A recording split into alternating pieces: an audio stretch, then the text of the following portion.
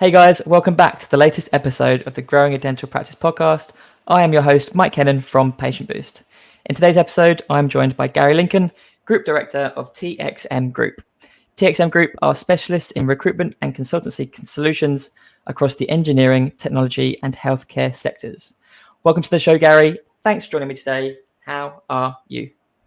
Mike, how are you? No, excited to be in. Thank you very much for inviting me on your podcast. Thank you very much. Brilliant. It's great to have you. We had a great chat probably a month or two ago now. Yeah. But really good. Obviously, wanted to get you back on. And obviously, I know your colleague Alex as well. We can talk about him later on as well. But no, that's great to have you on. Before we go into talking about TXM Group and some of the stuff that you get up to, I'd love to know a bit more about you personally. Like, what's your background? Mike, thank you very much for that. So my background, So I left school without anything at all, really. I scraped through my GCSEs, and that's probably a reason. I was born with a cleft palate from very young, so couldn't really speak properly until about the age of 8 years old. And most people will say once I learned to speak, I probably haven't shut up since, Mike. But I can attest to that. However, I think that had a real downturn in my career, my school life, really. And I come out of school with hardly anything, really didn't enjoy school. But I was a Saturday boy in a patisserie where I used to fill jam donuts and jam with donuts and work with the apprentices on a Saturday morning, and done that even for the last 2-3 years of my school life. And then I've done it in my first job outside of school. The apprentice that I was working underneath was leaving to go travelling. He finished his apprenticeship, and my then boss, Richard Rowlandshaw, asked me and said, "Would you like to take over the apprenticeship?" So I said yes.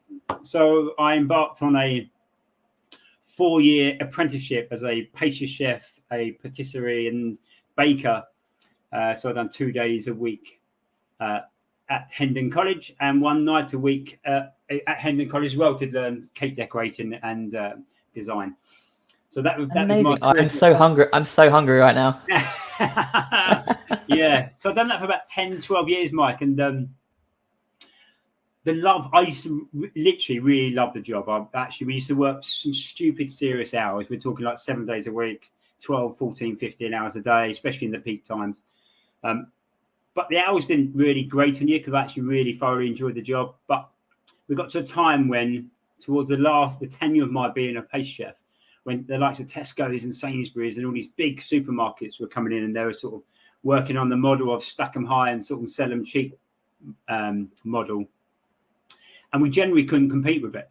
And our clients or customers, whatever you want to call them then, weren't appreciative of the amount of work that come into doing the job.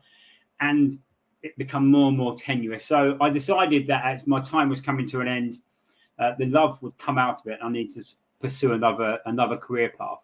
I went into sales initially, sold corporate golf days into the city, and then one or two of my friends were working in recruitment, and one was based in West Drayton near Heathrow Airport, a company called Short Term Engineers. My mate Saul Philpott was the general manager there, and I went down to speak to him about some advice about how do I get into recruitment, into this world of recruitment. And we sat there for 3 hours chatting and talking about the sales process. And at the end of it, he offered me a job, and I started on the Monday. So I started. Oh, fantastic! 12 grand a year. Yeah, starting on 12 grand a year. I had to travel to Heathrow Airport every day, and then embarked on this career in recruitment, which started back in 1998, I think. Yeah, so from pastries to recruitment. Yeah, from pastry chef to recruitment. Yeah, and then embarked from there. Awesome, man. Perfect. So how did you find recruitment, like the initial years? Like, what was that like? So recruitment it's changed over the years. It's become very more consultative. A recruitment consultant is a consultant of the recruitment sector nowadays. However, when I first started, it was very much of smash the phones as hard as you can, get as much money in as you can. And it's like basically, when people say it's about the Wolf of Wall Street, it probably was. We every single person in the office smoked. It was about banging out 100 calls per day. Very much about quantity rather than quality. However, I loved it. Even though the first 9 months in my recruitment tenure, I nearly got sacked for not because I didn't really understand the principles of recruitment. To be really, in those days, to be good at recruitment, you had to be selfish. And I wasn't probably selfish. I very much coming from a pastry chef who worked very much with a team ethic. And when you go into recruitment, as much as they will portray, obviously we're all one big team. Fundamentally, in those days, we weren't one big team. We were individuals that made up the bigger team. And quickly found out that if you're not selfish and you don't look after yourself in recruitment, then someone else will look after you, and that means you'll get your P45. So I had that. You had a lunch? Did you have a lunch? You said you had a lunch meal, or like your manager took you out for lunch. Yeah, so a friend of mine, who's still a friend of mine, Chris Jones, who was my line manager there, gave me the old knock on the shoulder. Oh, Gary, fancy coming for lunch this week at this lunch? I went, oh, lovely, thank you very much. That'd be nice. I had lunch, and he sat me down and he went, well, okay. He said, this is not the lunch you're expecting. He said, but you're not paying for yourself. I went, what do you mean I'm not paying for myself? I went on £12,000 a year. And he went, you're not paying for yourself, you're not generating enough money, etc., etc. Your figures aren't stacking up. I went, well, okay. So I said, how long have I got? And he went, we've got 2 months to turn it around. Otherwise, the door will be shown, basically.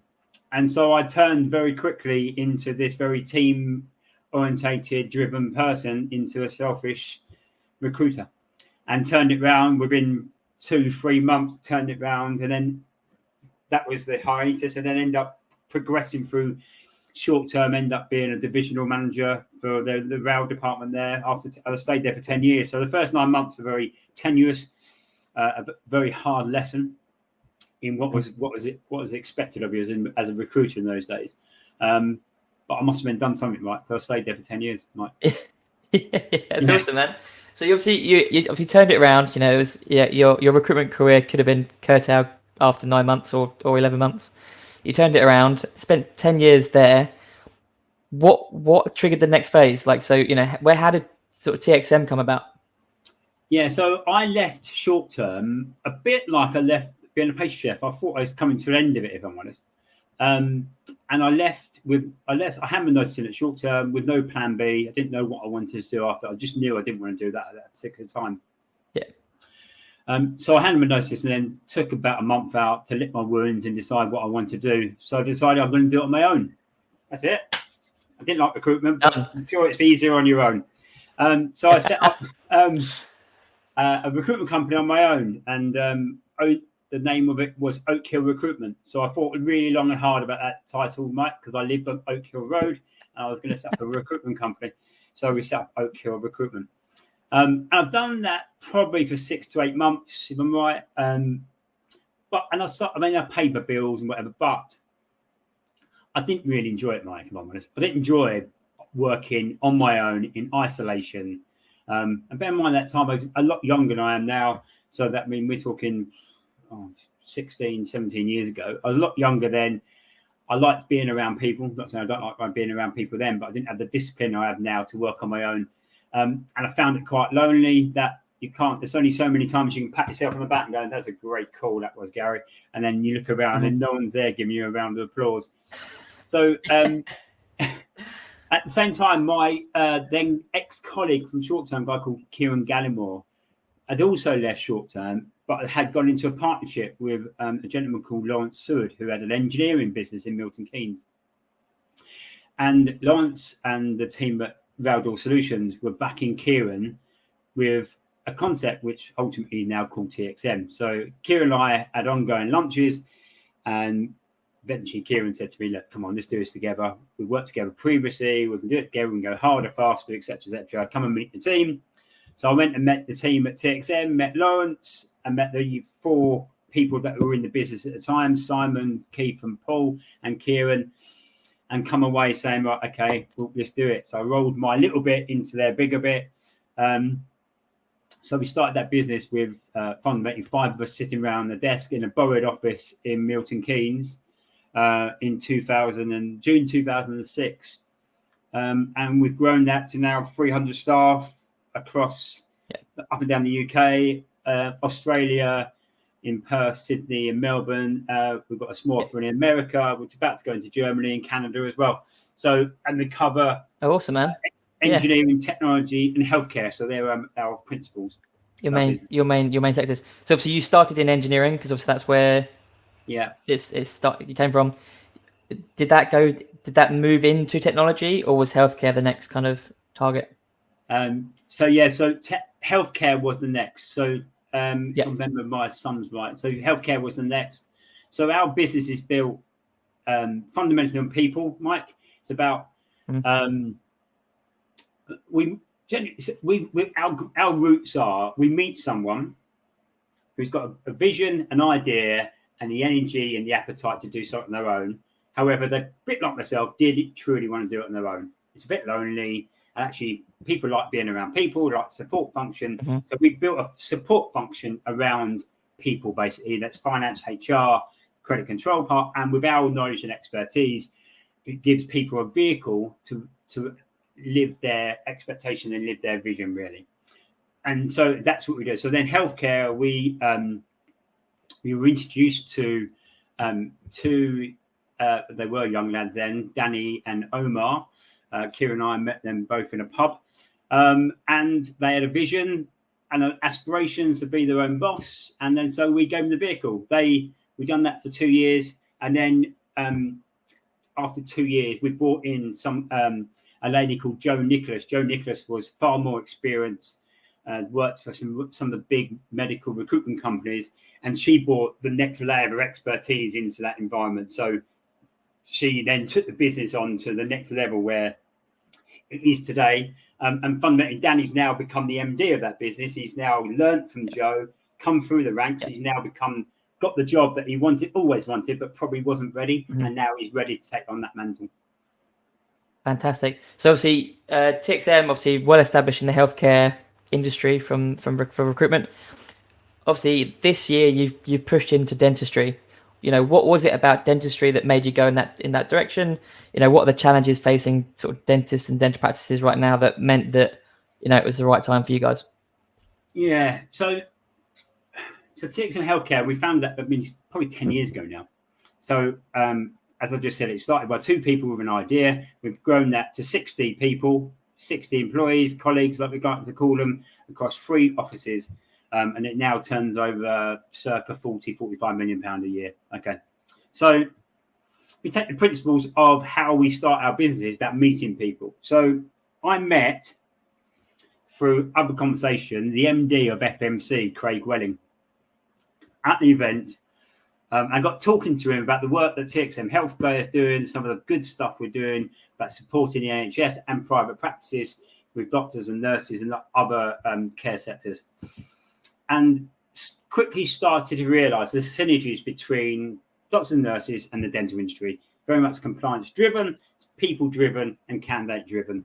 And so taking that and looking at understanding the principles of it, I started to think about how can we synergize this and make this, but how can we get a recruitment business, a dental recruitment business that's got a slight difference? And I said to you before, the last thing this planet needs is another recruitment company, Mike. However,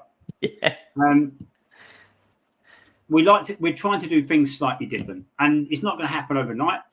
But by supporting the research I've done, the people I've spoke to, by supporting the sort of unsung heroes of the industry, like the receptionists and the dental nurses and people like that, how do we, through our contacts, through our influences and through our practices, are we able to support the unsung heroes to get better conditions, better pay, better training, and all that stuff? And like I said, it's not going to start overnight, but we're on a mission to sort of support the unsung heroes of the industry to make it a better place to work. Awesome, man. Love that. And you're totally right. They really are the unsung heroes. They don't always get the credit and the respect that they deserve. Dental practice would be nothing without the support team. But no, it's awesome, man. Really good, really cool. So what have you?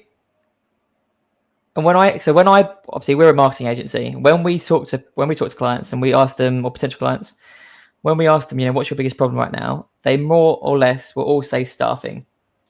Yeah. Like getting the right staff. Associates are hard to come by. Dental nurses are hard to come by as well.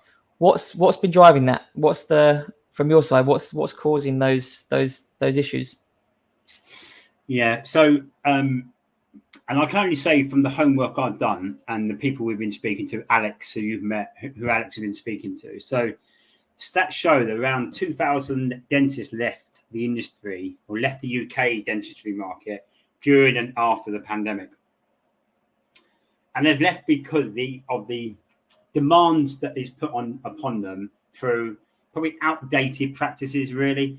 It's become very much, I think dentists went into the industry because they fundamentally cared about the patient journey, about actually giving people come out of dentists either with got pain or they come out with more confidence because they've got a brighter smile and all the other stuff. And from the work I think the volume of work is driving dentist professionals to seek alternative employment elsewhere, and that's in other countries. And I think so. So one recruitment company can't solve all these practices, but the UDA system has driven that more target-driven practices. So it's been almost like a body shop process nowadays, where it's not so much it's not a caring environment to be around. It's about how many people they can see in a set hour or a set time limit.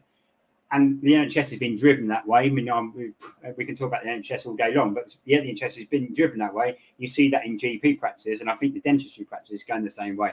So it's become less about giving that customer journey the best possible thing, about getting to know your patients and whatever. It's now, okay, bang, bang, bang, in and out the door. And I think that's driving people out of the industry and into countries like Australia, where I think they have got, and I think fundamentally they haven't got a real NHS system, so it's more private practices. So, but because they're private, they get more time to spend with their patients, which then allow the customer journey to come through, and all the whole thing builds up. So, I think one of the biggest things is the biggest challenges is people. You're right, and one recruitment company is not going to be able to solve that. That's a global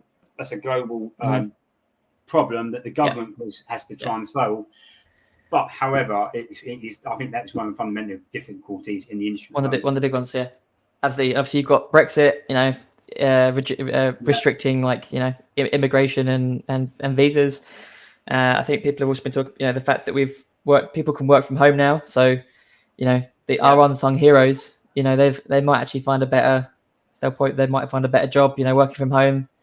Well, and also from what I can understand, they don't get paid an astronomical amount to stay within the industry. So if you can earn that amount of money sitting at home doing a similar job, sitting at home will have more flexibility, not even sitting at home, but have more flexibility in your work time to do some other stuff around it, rather than being dictated by patient procedures and whatever. You're going to seek alternative employment, aren't you? So the industry's got a lot to do to become the industry where people want to go and work within for the right reasons. And the unsung heroes, they're not getting the pay that represents the amount of work and the work they do within the practice. Yeah. So it's basically the perfect storm, isn't it? There's a lot going on. Yeah. Like you say, you alone, TXM alone can't solve just one of those problems. So imagine trying to solve them all. Yeah. No. Exactly. Yeah. No. Exactly. Yeah. Awesome, man. That's brilliant. Yeah. Fantastic. So based on, I guess, some of the stuff that Alex. So obviously, just mention who Alex is again for the listeners. Yeah. So Alex previously worked for TXM Healthcare,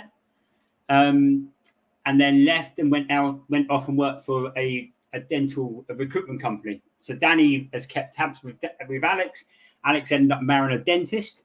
So and he's got a real passion for the dentist industry. So we brought Alex in to set up TXM Dental.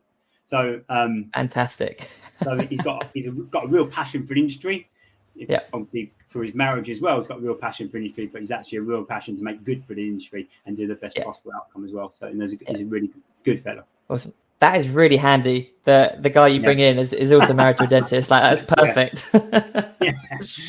So based on that, based on what stuff that you've heard, based on stuff that you've heard through Alex, and obviously just your background in recruitment, what are some tips for attracting, recruiting, and retaining talent? Now, I appreciate that's quite a few different areas, but just a few sort of quick fire tips on attracting, retaining, and sort of hiring. Okay. So So this think about dentistry is similar to the recruitment. Okay, it's a human to human process. Okay, and it's not a CV to CV or bit of paper to bit of paper. It's a person to person process. Okay, so that initial consultation, that initial one step with your candidate, with the new person who's going to come and potentially going to work for you, that candidate journey is so important. How you treat that person from the moment they get telephone interviewed by whoever you're partnering with, that recruitment partner, to the moment they step through your door and they meet the practice managers and the people around the staff around the practice. So what they think about candidates and people when they come for an interview is, when they walk away from that interview, they think about many things, but one of the things they think is, can I see myself working here? So if they can't, obviously it's done. Okay. So they also think with three different things. They think with heart, head, and wallet.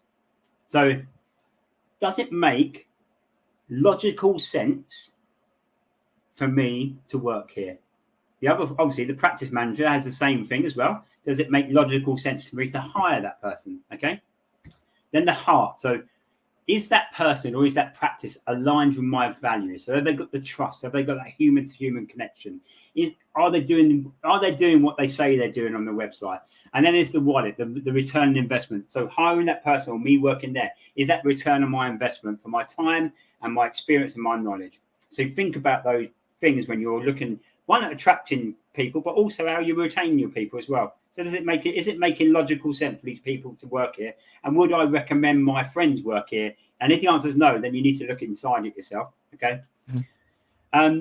Another one is your website. I mean, websites fundamentally has become, whether people like it or loathe it, it's become your shop window to your talent, for your talent attraction.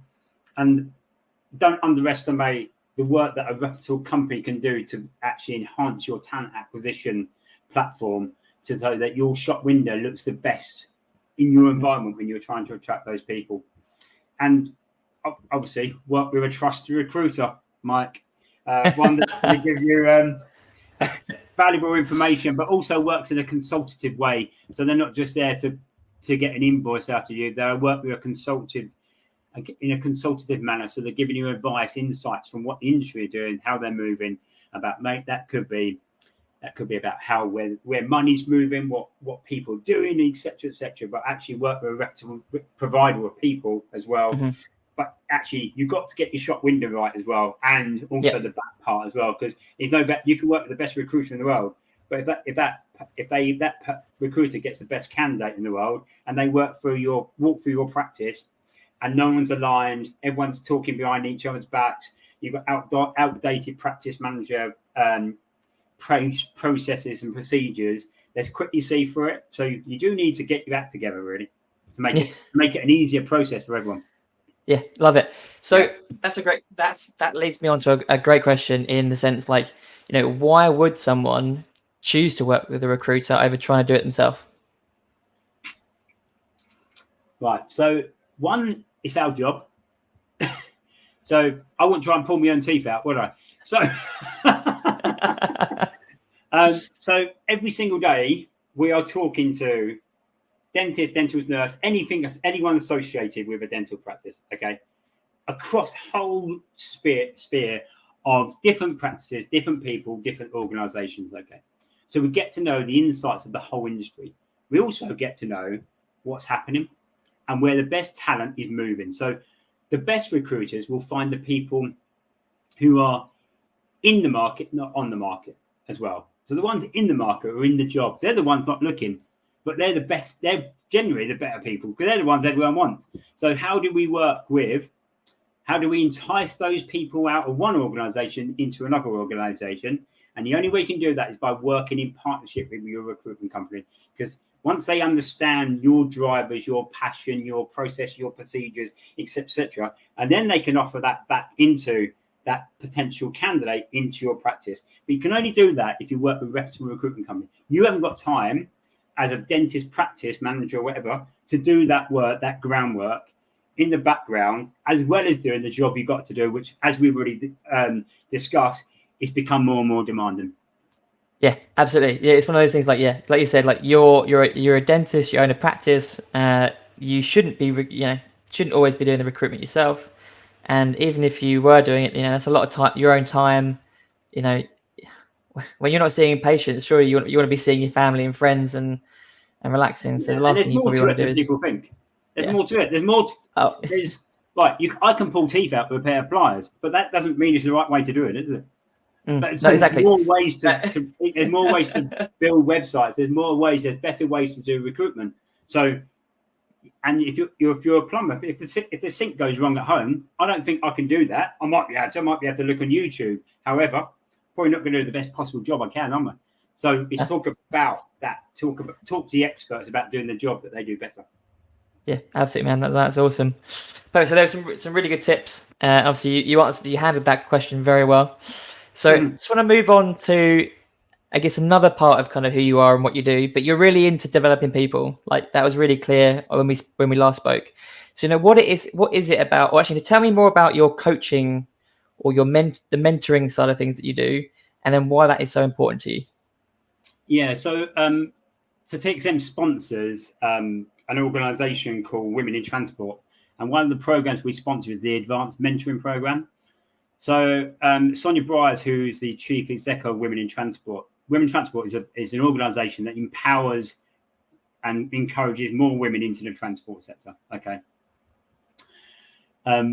which has nothing to do with dentistry. I totally understand that. Okay, but so Sonia approached us and said, "Will we support the mentoring program by investing some money into it so they can invest time to build this offering?"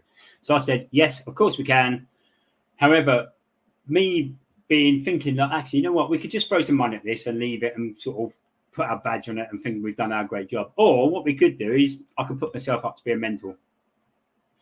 And I've been doing it for the last 5 years. And it's only when you start putting yourself out there that you realize how much you have to offer other people and how people build networks, how they build their businesses, how they build their careers, and all the other stuff I've done that I actually probably don't think about very much until someone asks me the question.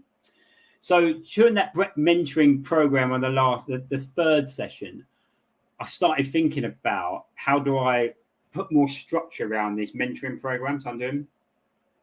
And I've always had a coach, our coach, a guy called Tony Whittle, and we use him at TXM. He once said to me, he said, you've got the real foundation to be a brilliant coach. He said, your knowledge, experience, but also your questioning and all the other stuff that you do to be a really great coach. He said, I said, well, how do you go about it? So he said, well, you need to become accredited and all that stuff. So in 2019, I put myself for a diploma in exec coaching. Went through like a robust 6 months of how to become an executive coach. And then since then, really, truly, I thoroughly enjoyed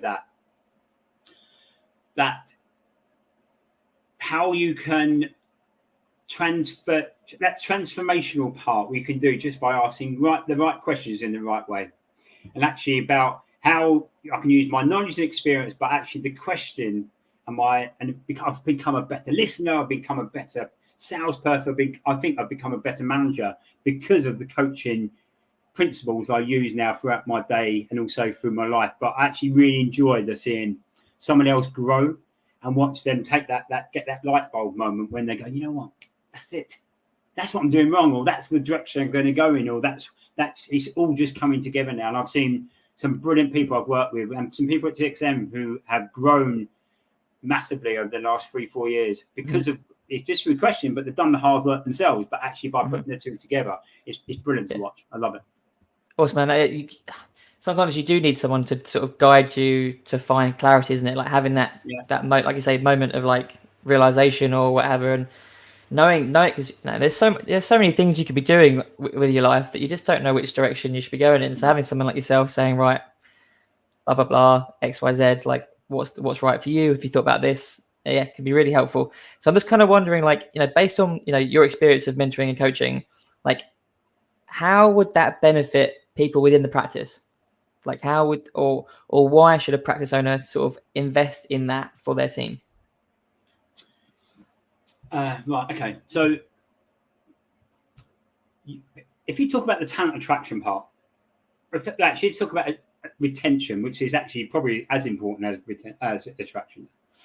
So the way you retain your people is by treating them like people. So by training and developing and listening to people's needs and desires and wants, okay, you're going to get more out of your people. And you're only going to do that if you work for a coaching type relationship with them, rather than it's about we, not I. Okay, it's about the bigger picture, not just about the practice manager, it's about the bigger team. Okay, so how do you build a ethical culture into that practice that's beneficial to every single member of staff? Okay, so and understand that pay is important, and if we're not paying our people enough, then you need to look inside and say, right, okay, how can we make this more competitive? Okay, but actually there's an element of respect, that sort of flexibility, that trust around your practice, and that's how you get that, how you retain your people. So the three key principles of motivation for people are autonomy, purpose, and mastery. So autonomy, can that person be trusted to do things on their own? Are they trusted to be self-sufficient, reliable, respected? Purpose, when they get out of bed, do they feel that they're going into the practice with a purpose, that they're there to build people's confidence? So what is the purpose of the dentistry practice? To build people's confidence, so they come out pain-free but also smiling, that they can be their confidence and smile, that other stuff. And autonomy is that and then mastery, which is that continual learning and development. And I think coaching and learning development around that retention part for any organization, and we talk about dentistry industry, but I think that's really fundamentally important. So you might have some really, really talented dentists, nurses and receptionists that are that unsung hero who, because we're not asking the right questions, are not getting developed and not seeing their career progress because we're not spending time with them and developing them. Yeah, awesome, man. That's really awesome. Yeah, so I guess anyone who's just brought a practice or has a practice already, yeah, you really do need to sort of sit down. Maybe it's not you, maybe you bring someone external, but sit down with your team, figure out what they want, where they want to get to, and see if you can support them. Yeah, definitely. Yeah. Awesome, man. Yeah. Perfect. Right. So now we've kind of covered, your background, TXM, kind of your coaching side of things. What I'd love to ask you is, based on your experience, building businesses, but also, your I guess your limited time within the dental industry, what is your number one piece of advice for anyone thinking about buying or starting a dental practice? Like, from your perspective, what should they do? Most people typically give more than one piece, but what's your main pieces? Right. Okay. Well, if you're buying a dental practice, I'm assuming you've looked at the accounts and the financials, but taking that all into consideration, the depreciation of the equipment, things like that. And I'm going to say this because it is my day job, but actually, people. Look at your people. If you're buying a practice or building a practice, it's a people-first business. It's a human-to-human process. I've said it twice or three times during this conversation. But make sure the people that you are either inheriting or going to recruit, in recruitment, we talk about everyone's on the same bus. So make sure that everyone's aligned on the cultural and about the strategy of the business as well, but also they're aligned with how their career's going. So ask questions about is this working for you? What's your aspirations? Because these are our aspirations, but do our aspirations meet yours as well? So I think the part where, and we spoke to a few practice owners and new ones, the thing they forget is the recruitment part. Because it's not easy. And as we said, 2,000 people have walked away from the industry over the last 2-3 years. So there's gaps everywhere. But what are you going to do differently to attract the best possible talent in your area? And who are you going to partner with and who you're going to work with actually to get that over the line properly? And I think awesome, if I put my hat on about recruitment, it's all about people. Yeah, man. I guess when, especially if you're creating a practice from scratch, if you're setting up a squat, I guess you probably get distracted with the shiny stuff, the shiny physical stuff, and you forget the gooey moving bits inside, which are people. I mean, and that's not just dental practice. Lots of new business owners get carried away with the shiny, end up with the magpie syndrome, where everything shiny becomes new, and they forget about the fundamentals of the business. And we talk about in recruitment, we talk about. There's 3 fundamental foundations in recruitment, and it actually probably transcends to most businesses: candidates, clients, and each other. You think about the dentistry practice, it's candidates, which is their customers. each other, which is the people in the dentist practice, and then you've got the clients outside that. So if you look at those three fundamental, and everything you do within that organization, every decision you make, go, how does this enhance the customer and each other in our journey? And if you work along that, I think you won't go far wrong. Awesome, man. Gary, that's fantastic advice. Thank you very much for that. So finally, if people are listening and they want to get in touch with you, learn maybe more about TXM or maybe even coaching, how can they get in contact with you? Yes, I'm very prominent on LinkedIn. So Gary Lincoln on LinkedIn at TXM.